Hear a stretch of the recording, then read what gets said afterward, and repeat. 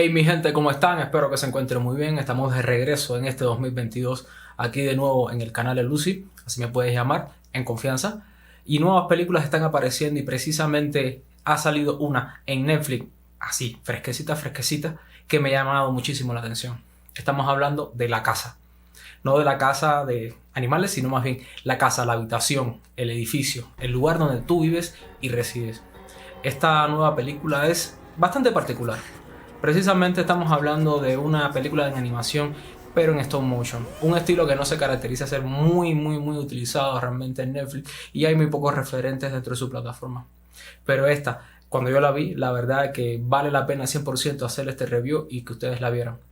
Es una película bastante perturbadora, hay que reconocerlo. Esto no es una animación para niños, esto es una animación bastante para adultos. Y cuando ustedes la vean, entenderán el porqué.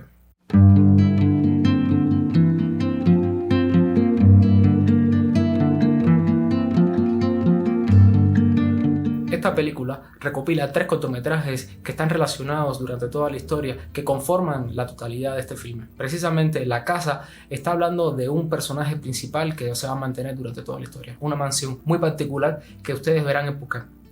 El filme nos está hablando precisamente de cómo diferentes generaciones están habitando esa construcción y cuál es la relación y la vinculación con esta edificación que es bastante sombría y perturbadora, sobre todo a pasar el tiempo, porque son 3 historias que se narran con 3 familias diferentes. La primera es una familia pobre que se desarrolla precisamente en la época victoriana. La segunda historia se desarrolla más o menos en la actualidad, nos puede resultar bastante contemporánea porque es un vendedor inmobiliario. Y la tercera ya resulta ser una historia bastante distópica que nos pondría a reflexionar sobre un posible futuro que pudiera ser más cercano de lo que nosotros creemos.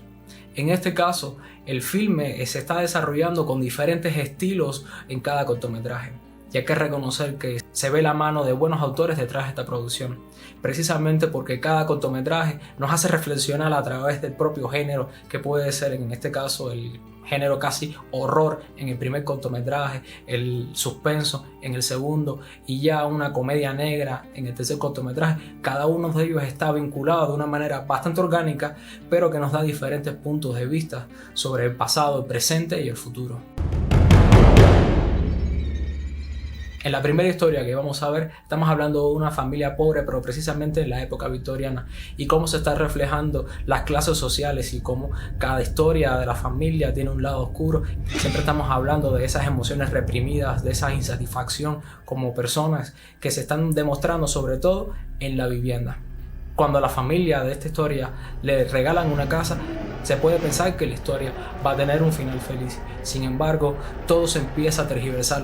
La historia empieza a tomar cada minuto un tono mucho más oscuro, mucho más surrealista y sobre todo empezamos a comprender que lo que estamos viendo es mucho más oscuro y que hay algo más atrás de esas paredes que han sido construidas para ellos y sobre todo especialmente que es un regalo. Así que a caballo regalado no se le mira colmillo, pero creo que en este caso siempre debes tener muchas sospechas acerca de cuando te regalen, por ejemplo, una casa. Esa persona que regala el edificio va manipulando a la familia y de una forma u otra los va construyendo y los va desarrollando como parte más del inmobiliario. La casa nunca se termina de construir porque ellos son parte también de los elementos constructivos. Poco a poco la historia va girando hacia tonos demasiado oscuros y no les voy a hacer spoiler, pero sí considero que deben verlo cuando tengan ganas de ver una historia bastante rara, oscura, perturbadora y no cuando se encuentren realmente en una situación que quieran ver algo relajante. Este filme nos pone a pensar. En el segundo cortometraje se nos muestra cómo la codicia y sobre todo la ansiedad y el estrés contemporáneo por la venta, por el dinero, precisamente por ese logro de cumplir el objetivo que se ha planteado en la vida, que es restaurar y vender ese departamento, ese edificio, está marcando las dinámicas contemporáneas de cómo es la sociedad actualmente. En ese punto, el hecho de que el filme empieza a agarrar tonos bastante enrarecidos en la dinámica de cómo se está presentando la historia, las llamadas por teléfono, con quién habla, cómo se empieza a desarrollar un espacio bastante claustrofóbico, es bello, pero en el cual el personaje antropomórfico que aparece, y luego quiero contar mucho más en ese aspecto, empieza a adquirir matices de locura. Cómo la historia empieza a adquirir un lado mucho más oscuro y un humor mucho más retorcido. Y sobre todo la resolución de esta película, cuando nos damos cuenta de cómo la sociedad actualmente se está devorando a sí mismo por bienes materiales.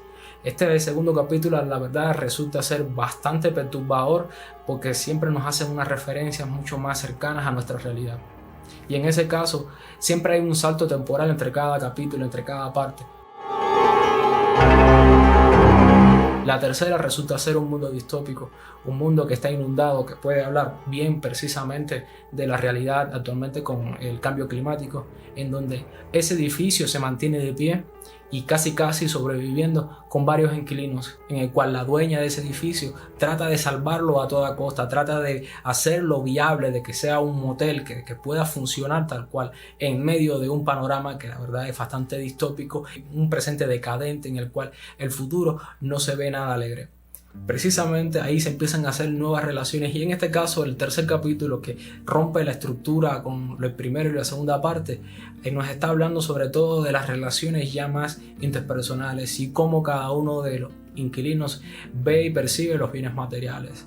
Esa casa que se eleva en un montículo de tierra por encima del agua nos hace recordar que ya más bien lo importante no es el bien material en sí mismo, sino más bien los recuerdos que están presentes dentro de él y sobre todo las relaciones que se han creado con algunos objetos, no el objeto en sí mismo, no la edificación en sí mismo.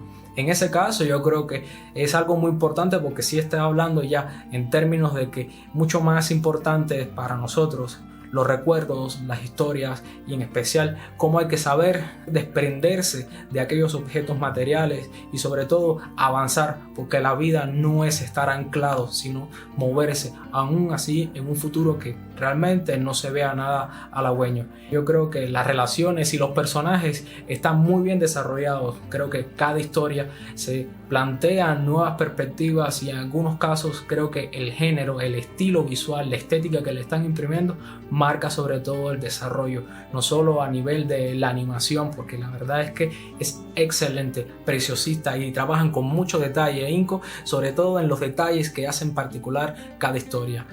En la animación podemos encontrar un buen desarrollo de personajes, sobre todo captando el estilo de cada uno de ellos. En la primera historia nos encontramos no solo a una familia del siglo XIX de la campiña británica, sino también cómo los caracteres, cómo nos muestra el tipo de psicología, las clases sociales, sobre todo el ambiente típico de esa época. También nos incluye esos personajes antropomórficos, animales que utilizan y se comportan de la manera humana.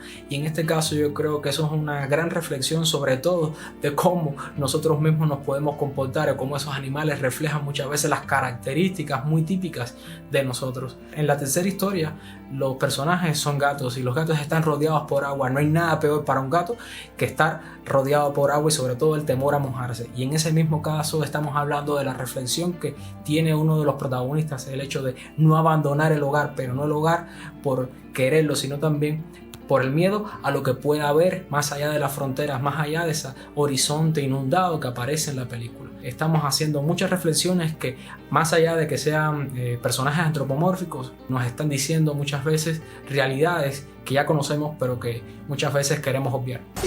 Oh dear. This isn't the plan. I hate this house. Oh yeah. También el trabajo a nivel sonoro, la música, apoya como siempre el hecho de que el género, digamos en el caso que puede ser un estilo de más del horror o el de suspense, está reforzado no solo por una música, efectos sonoros que nos están marcando siempre ese aspecto diferente, perturbador, que siempre hay algo más atrás de esa puerta, de esa casa, la iluminación, el fuego, el elemento del fuego es realmente muy importante, sobre todo en algunos momentos de la película y sobre todo nos muestra qué bien hecho está ese tipo de animación. La película resulta ser bastante rara, diferente dentro del catálogo de Netflix. ¿Es recomendable? Sí, al 100%. Eso sí se lo recomiendo. Y también les recomiendo que si te gusta este video, por favor, regálame un buen like, suscríbete al canal y activa esa campanita de notificaciones que tan importante es para que te avise cuando suba nuevos contenidos.